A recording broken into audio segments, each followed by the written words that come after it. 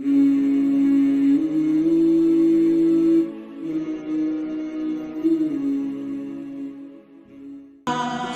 says you are busy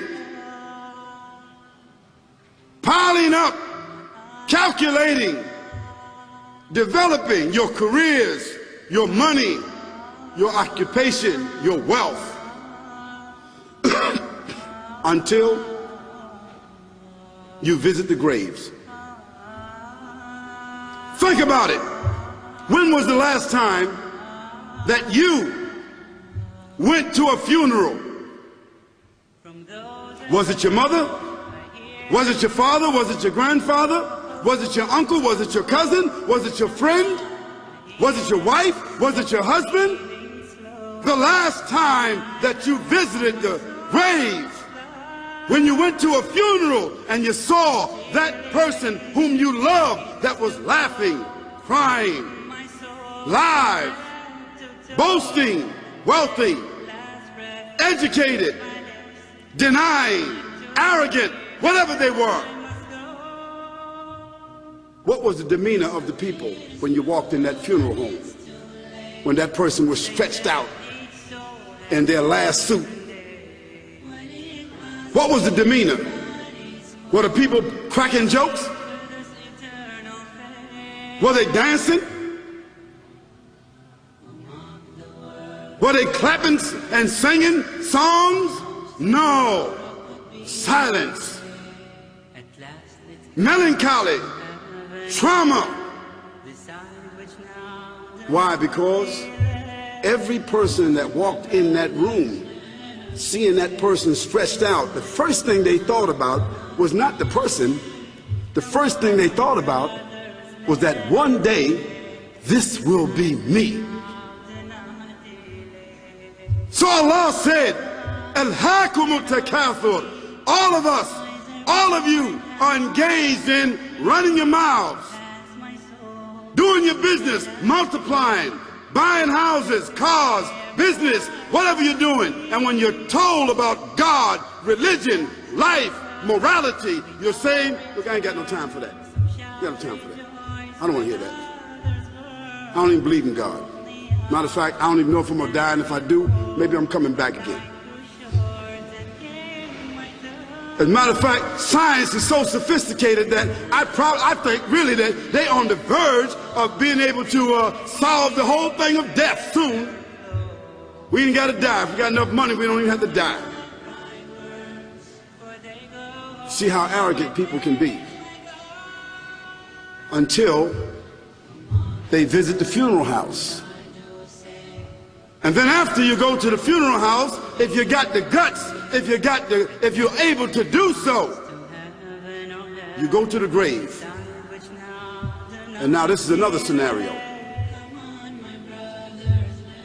And you say to yourself, is that it? I mean, 50, 60 years, scraping, struggling, scheming, lying, stealing, fornicating, jumping up and down, begging, working, and this is the end of it?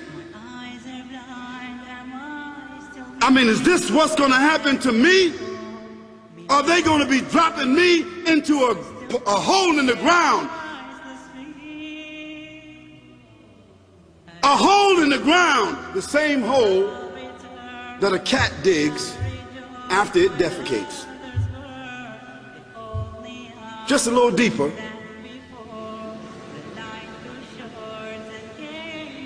But for the same reason. The cat digs a hole because the cat has dignity. Something that human beings don't seem to have. Instinctively, the cat digs a little hole, covers it up. Humans have got to be taught to do that. But it's for the same reason. So you and I, we're going into a hole a little deeper than the one the cat dug. And all the people that's crying, pulling out their hair, screaming, almost acting like they falling in the thing with you. They want to just jump in there with you. Not really though, you know, it's all an act. Because ain't nobody really going to jump in there and stay in there. They don't love you that much.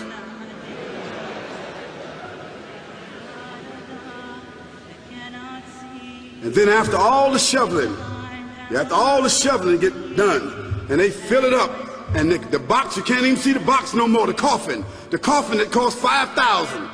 I don't know what did they burn somebody in a $5,000 coffin for? I mean, if I was a funeral director, after they left, I would dig them back up and put them in another box and take that box back.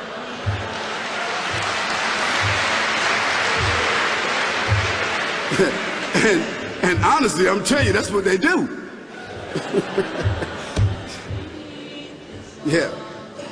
So after all the money and all the drama, and they dig that hole and put you in there and cover you up, and everybody goes back to the place, go back to mama's house or daddy's house or whoever's house, and we cook some chicken or whatever it is, and we do a little dancing and drink some scotch and forget all about that person, and then we want the lawyer to come now and talk about, divvying up the spoils.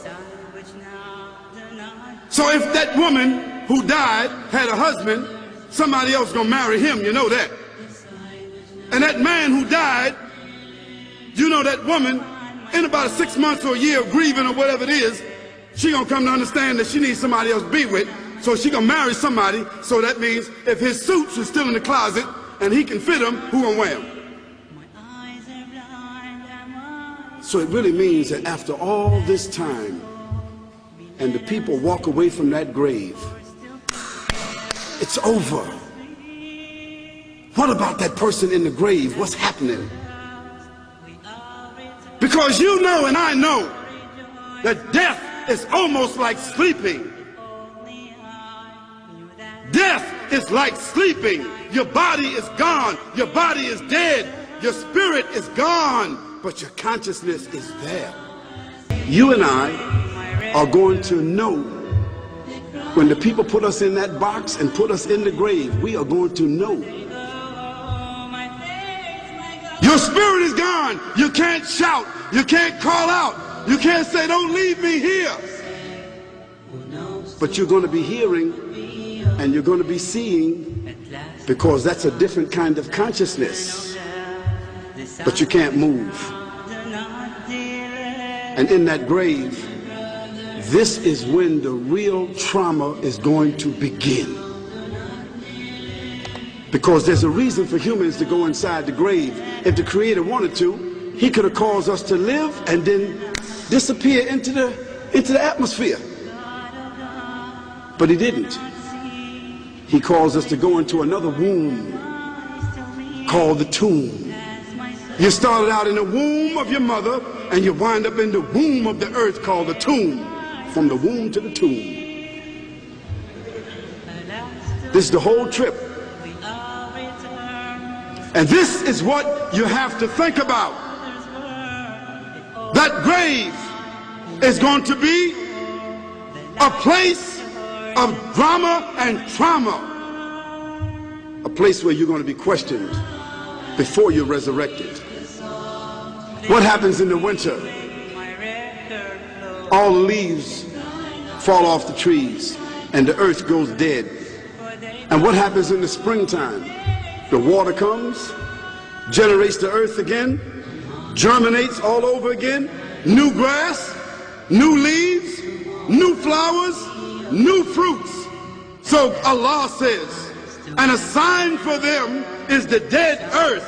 After that, we give it life. And then you eat the fruits from that. So Allah says, the one who gave you life in the beginning, is He not able to give you life all over again in order to judge you? Yes, certainly. You may want to deny it because you don't want to be judged, but you will be judged.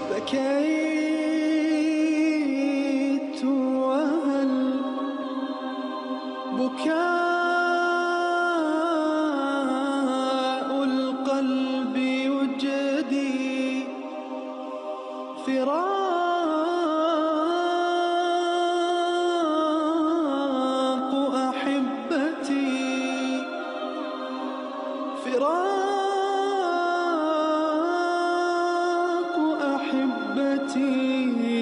حنين